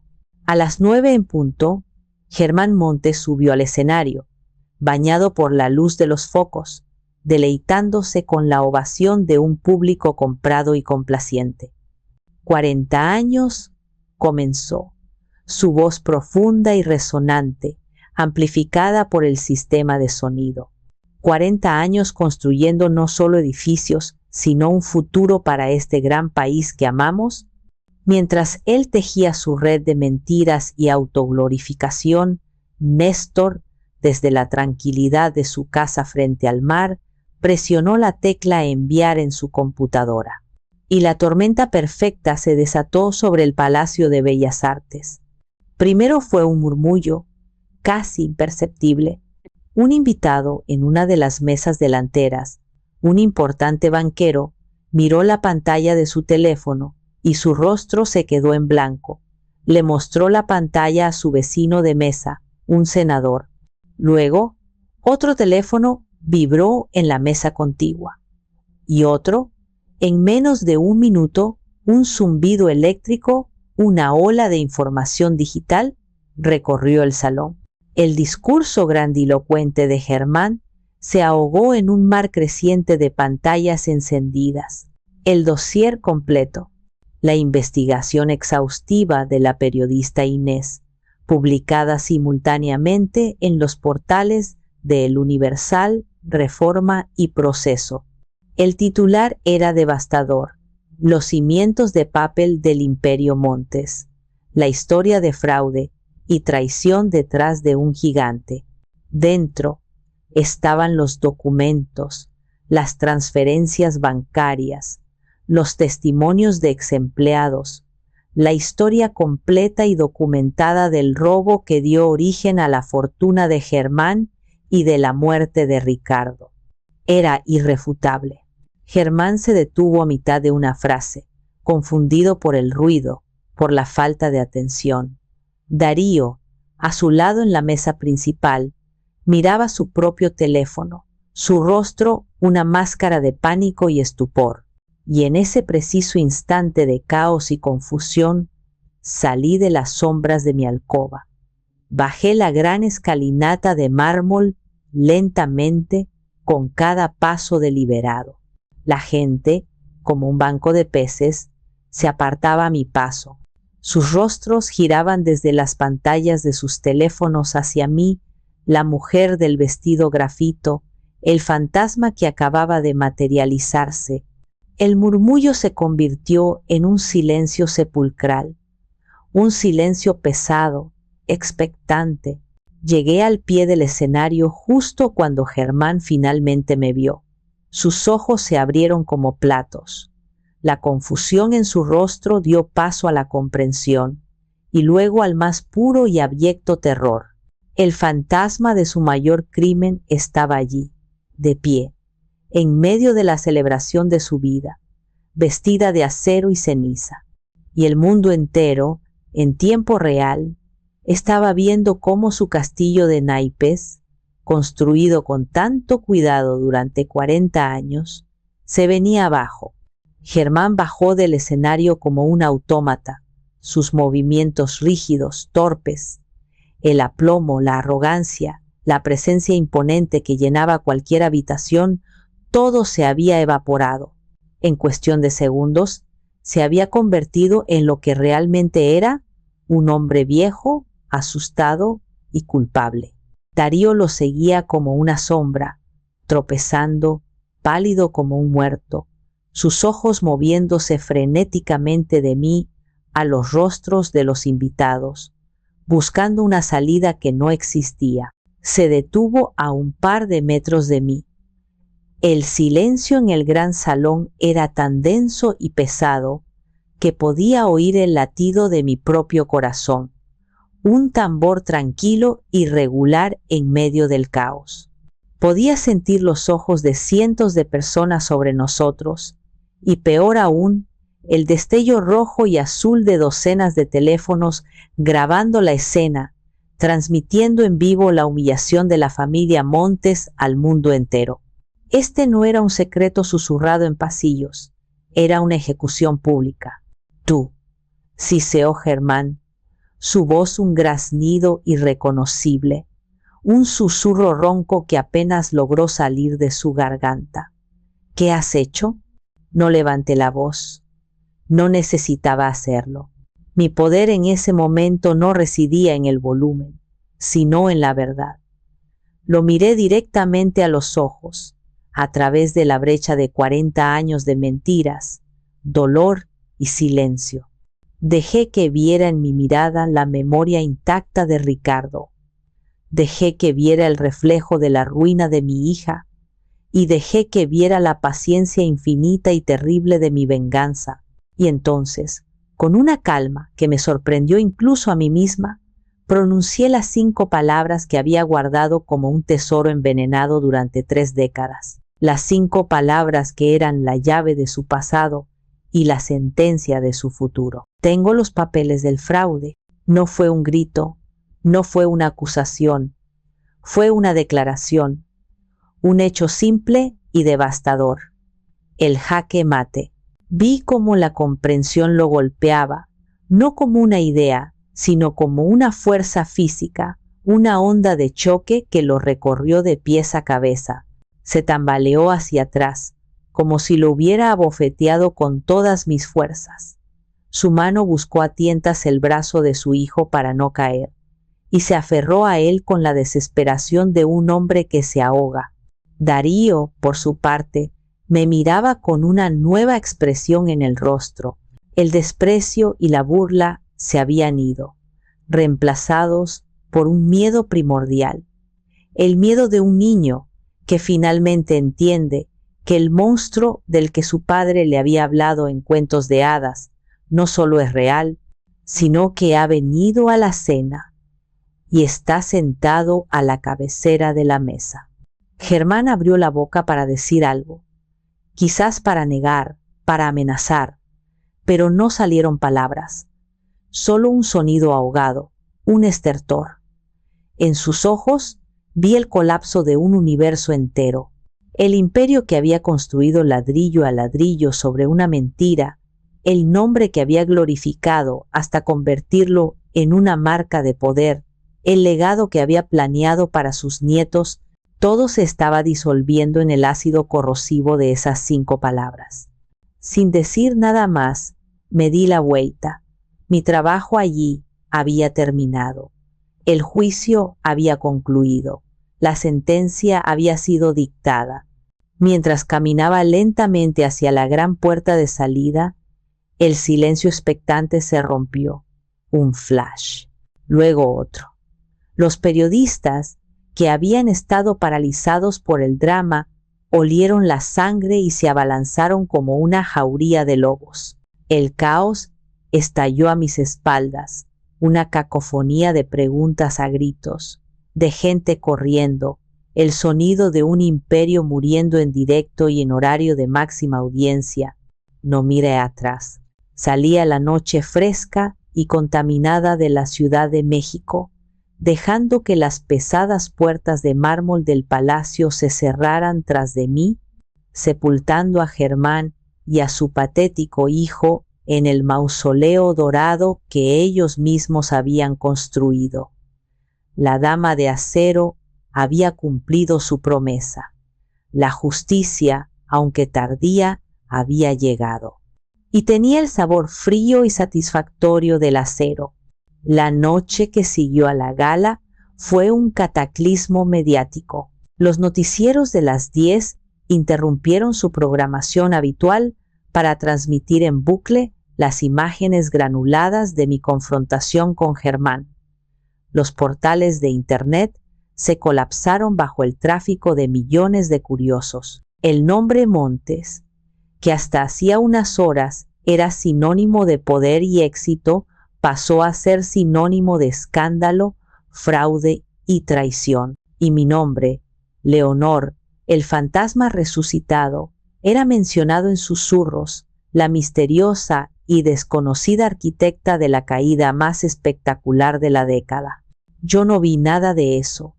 Al salir del palacio, apagué mi teléfono, cortando mi conexión con el mundo ruidoso y caótico que acababa de desatar. Me subí a un taxi y simplemente dije San Ángel. El trayecto a casa fue surrealista. A través de la ventanilla veía la vida nocturna de la ciudad, ajena al drama que se desarrollaba en las pantallas de sus televisores y teléfonos. Para ellos era solo otra noche. Para la familia Montes era el apocalipsis. Llegué a casa y la encontré en silencio, pero las luces estaban encendidas. Encontré a Paloma en la sala de estar, sentada en el borde del sofá, con la televisión encendida pero sin volumen. En la pantalla se repetía una y otra vez la imagen de mi rostro sereno y decidido, frente al rostro descompuesto de Germán. Cuando entré, levantó la vista. Sus ojos, antes nublados por la desesperación, ahora brillaban con una luz nueva, una mezcla de asombro, confusión y algo más que me hizo estremecer, un orgullo feroz. «Mamá», susurró, su voz apenas audible. «¿Quién eres?» Me senté a su lado en el viejo sofá, el mismo sofá donde le había leído cuentos de niña. Tomé sus manos frías entre las mías y por primera vez en 30 años le conté toda la historia. Le hablé de Ricardo, no como el padre idealizado de sus recuerdos infantiles, sino como el hombre brillante y traicionado que fue. Le hablé de cimientos del futuro, nuestro sueño compartido. Le hablé de la traición de Germán, del robo, de la muerte de su padre. Le hablé de la dama de acero, la mujer que tuve que enterrar para poder criarla.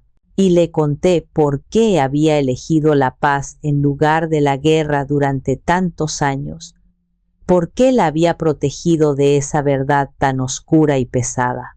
Mientras hablaba, vi cómo las piezas del rompecabezas de su propia vida encajaban en su mente. Comprendió las miradas extrañas, los silencios incómodos, la hostilidad latente que siempre había sentido de Germán. Su expresión cambió. El velo de la víctima se rasgó, revelando el rostro de la hija de un guerrero. Comprendió que la fuerza que yo acababa de desatar no había nacido de la nada. Había estado latente dentro de mí y por herencia también dentro de ella. Todo este tiempo, susurró. Las lágrimas ahora sí corrían por sus mejillas, pero no eran lágrimas de tristeza, sino de comprensión y rabia. Llevabas todo este peso tú sola. Era mi carga, no la tuya. Mi amor, le respondí, apretando sus manos. Mi único deber era protegerte. Pero su hijo cometió el error imperdonable de traer la guerra a nuestra puerta, y yo tuve que responder. Nos quedamos en silencio durante un largo rato, viendo las imágenes mudas que desfilaban por la televisión. La imagen de Germán, con el rostro desencajado, siendo acosado por una maraña de micrófonos. La imagen de Darío, tratando de esconderse detrás de su padre, patético y expuesto en su cobardía.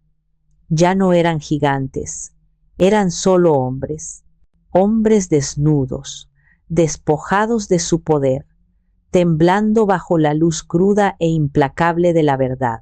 El imperio no tardó en desmoronarse. A la mañana siguiente, antes de la apertura de los mercados, la Bolsa Mexicana de Valores suspendió la cotización de las acciones del Grupo Montes. Los socios comerciales internacionales anunciaron la ruptura inmediata de contratos.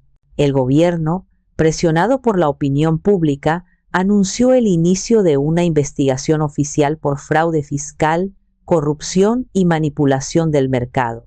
El castillo de naipes, golpeado por el huracán de la verdad, se deshizo en un instante. Las cenizas del imperio comenzaron a llover sobre la ciudad, y yo estaba allí, con mi hija, lista para recoger los pedazos que nos pertenecían. A la mañana siguiente, justo cuando el sol comenzaba a filtrar sus primeros rayos a través de los árboles de mi jardín, sonó el timbre. No me sorprendió. Sabía que vendrían. Es lo que hacen los tiranos cuando sus ejércitos han sido derrotados. Buscan una negociación, una rendición que les permita salvar algo de su patético orgullo. A través de la mirilla de la puerta de madera, los vi. Germán y Darío. No parecían los titanes de la industria de 48 horas antes. Parecían náufragos que habían llegado a la orilla después de una tormenta brutal, cubiertos de la sal y la arena de su propio desastre. Germán había envejecido 10 años en una noche. Las arrugas de su rostro parecían más profundas. Su traje caro estaba arrugado y tenía unas ojeras oscuras y profundas. Darío tenía la mirada vacía de un animal atrapado en los faros de un coche, una mezcla de miedo y resentimiento. Los hice pasar, pero no a la sala de estar. Los guié directamente a mi taller.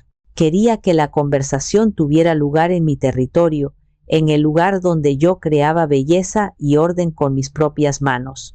Quería que estuvieran rodeados de trabajo honesto, de la integridad de la madera, de la antítesis de todo lo que ellos representaban. El olor a aserrín y barniz llenó el aire cuando entraron, un aroma limpio y real que parecía ofender su presencia corrupta. «Leonor», comenzó Germán. Su voz, antes un trueno, ahora era un susurro ronco, quebrado. «Por favor, tienes que detener esto. Nombra tu precio, lo que sea, dinero, propiedades, lo que quieras, pero detén esta sangría». Me senté en mi banco de trabajo, el mismo donde tallaba la madera, y crucé los brazos. No les ofrecí asiento. Paloma estaba de pie a mi lado, en silencio. Su postura era recta, sus ojos claros y firmes. Ya no era la víctima. «No hay un precio», Germán, dije con calma. «La justicia no está en venta, y el honor de mi marido tampoco. Pero la empresa, mi legado, el trabajo de toda mi vida, todo se está destruyendo». Su desesperación era tan palpable que casi daba lástima, casi. Y fue entonces cuando, en un arrebato de sinceridad, reveló su verdadero motor, su verdadero y más profundo miedo. «Usted no sabe lo que es construir algo de la nada, de la pobreza, del lodo. Jamás volveré a eso. No lo permitiré». «¿Construir?», repliqué. Mi voz era tan cortante como el filo de un cincel. «Tú no construiste nada, Germán. Tú robaste. Construiste tu casa sobre la tumba de mi marido y sobre las ruinas de mis sueños. Y ahora esa casa se está hundiendo en la tierra podrida sobre la que la edificaste. Es ley de vida». Darío, incapaz de soportar su propia irrelevancia, dio un paso al frente, intentando recuperar un atisbo de su antigua arrogancia. «Esto es por mi culpa, ¿no? Toda esta locura es por lo que le hice a Paloma. Escucha, lo siento, ¿de acuerdo? Me equivoqué. Fui un idiota». Paloma, que había estado en un silencio glacial, emitió un sonido. No fue un sollozo, sino una risa amarga, corta y sin una pizca de alegría.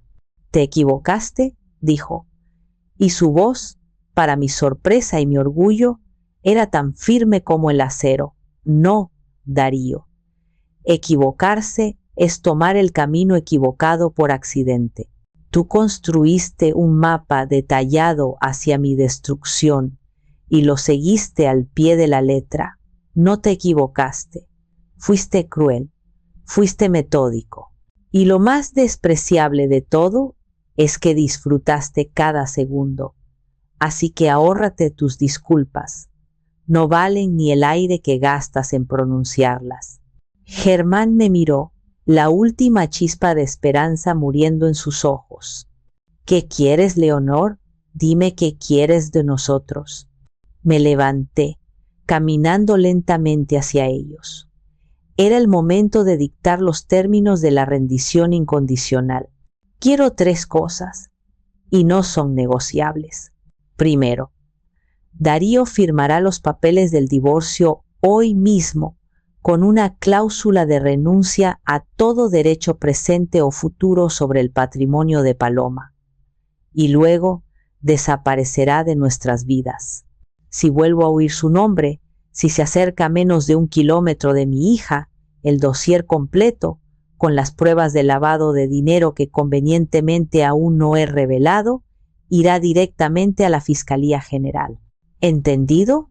Darío asintió, pálido como el papel. Segundo, continué, fijando mi mirada en Germán. «Transferirás el 60% de las acciones con derecho a voto del Grupo Montes a un fideicomiso a nombre de Paloma». Germán ahogó un grito, como si le hubiera apuñalado. «¿El 60%? Eso es el control total. Me estás quitando mi empresa». «Te estoy quitando lo que robaste», corregí fríamente. «Ni un centavo más, ni un centavo menos. Y tercero, En un plazo de 24 horas convocarás una rueda de prensa y limpiarás públicamente el nombre de mi esposo, Ricardo. Admitirás que las acusaciones de fraude contra él fueron falsas, una maniobra tuya para tomar el control del proyecto. Le devolverás su honor.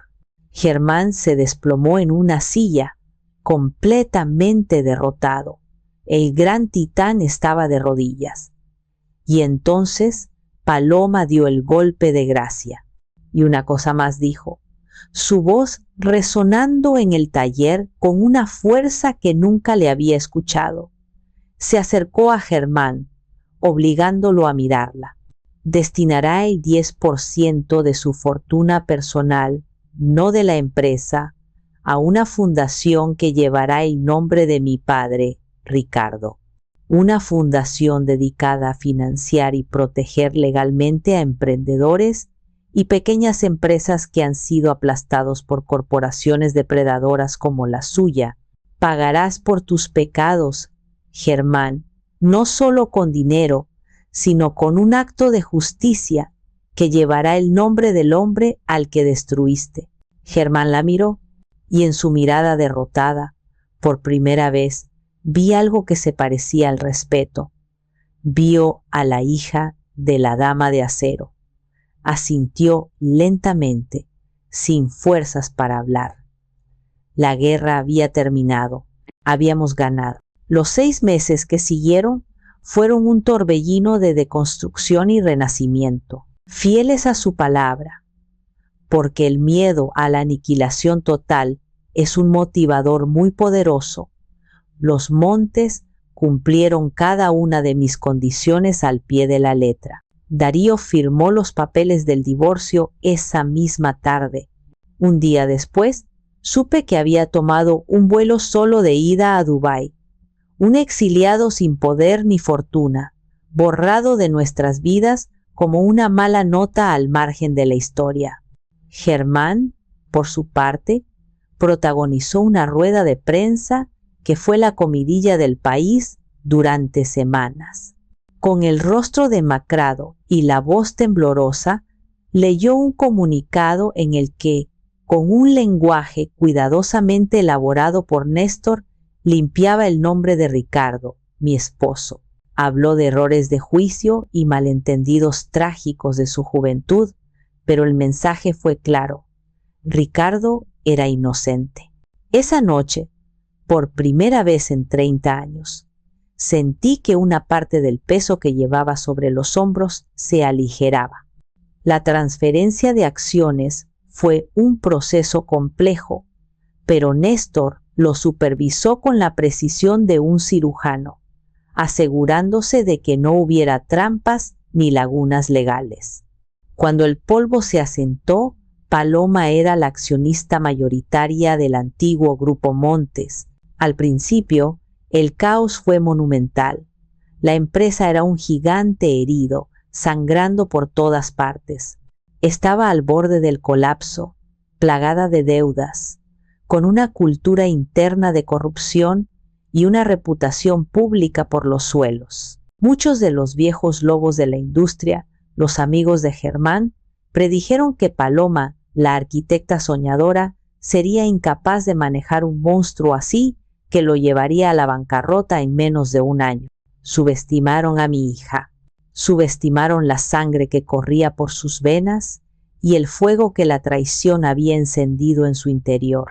Con una determinación y una capacidad de trabajo que me dejaron asombrada, Paloma se sumergió en el corazón de la bestia.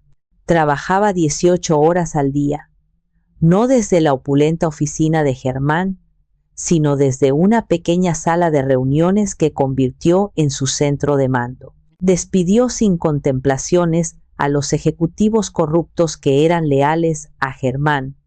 Promovió a talentos jóvenes y brillantes dentro de la empresa que habían sido sistemáticamente ignorados, renegoció deudas con los bancos y, lo más importante, se embarcó en la tarea titánica de cambiar la filosofía de la compañía desde la raíz. Lo primero que hizo fue un acto simbólico y poderoso. Cambió el nombre. El Grupo Montes murió oficialmente. En su lugar nació Constructores Fénix. El simbolismo era claro para todos los que conocían la historia. Bajo su liderazgo, la empresa comenzó a deshacerse de los proyectos especulativos y depredadores. En su lugar, comenzó a invertir en los proyectos que Armonía Urbana siempre había soñado: viviendas asequibles y sostenibles, la creación de parques públicos en zonas necesitadas, la restauración de edificios históricos abandonados por la ciudad. Cambió la misión de la empresa de la pura acumulación de riqueza a la construcción con propósito. Yo la observaba desde la distancia, actuando como su consejera silenciosa en las noches, cuando llegaba a mi casa agotada, pero con los ojos brillantes de una emoción nueva. No solo estaba salvando una empresa, la estaba redimiendo. Estaba transformando el instrumento de su dolor en una herramienta de sanación para la ciudad. Estaba demostrando, día a día, que se podía ser exitoso sin ser un depredador. Yo volví a mi taller. El olor a madera y la sensación de crear algo hermoso y funcional con mis propias manos me devolvieron la paz. El fantasma de la dama de acero volvió a su cripta, su trabajo terminado. Había quemado el viejo y podrido mundo para que mi hija pudiera construir uno nuevo y más justo sobre sus cenizas. Y era un mundo mucho, mucho más hermoso. Esta tarde, mientras escribo esto, Paloma y yo estamos sentadas en el porche de mi casa, tomando un café. El sol se está poniendo, tiñendo el cielo de naranjas y morados. Ella me está contando, con esa pasión que creí que Darío le había robado para siempre, sobre un nuevo proyecto, un centro comunitario con una biblioteca para niños en Iztapalapa, financiado por la fundación de su padre. En un momento de silencio, me mira y sonríe, una sonrisa genuina, tranquila. Gracias, mamá, por todo, por recordarme quién soy. Le devuelvo la sonrisa, y la paz que siento ahora es profunda y real, pero es una paz diferente a la de antes. Es la paz de un soldado después de una larga y dura batalla. Las cicatrices están ahí, invisibles pero presentes, y a veces, en la quietud de la noche, la pregunta vuelve a mí. Desaté una tormenta, destruí una familia para salvar a la mía, arruiné a un hombre, quizás a muchos en el proceso, para que mi hija pudiera florecer. Así que, les pregunto a ustedes, los que han escuchado mi historia hasta el final, ¿hice lo correcto o fui demasiado lejos? Déjenme saber qué piensan en los comentarios. Su perspectiva es importante para mí, más de lo que imaginan. Y si historias como esta resuenan con ustedes, si creen en la justicia que a veces debe tomar caminos inesperados, consideren suscribirse al canal para que podamos seguir compartiendo estos viajes juntos. Gracias por escuchar mi verdad.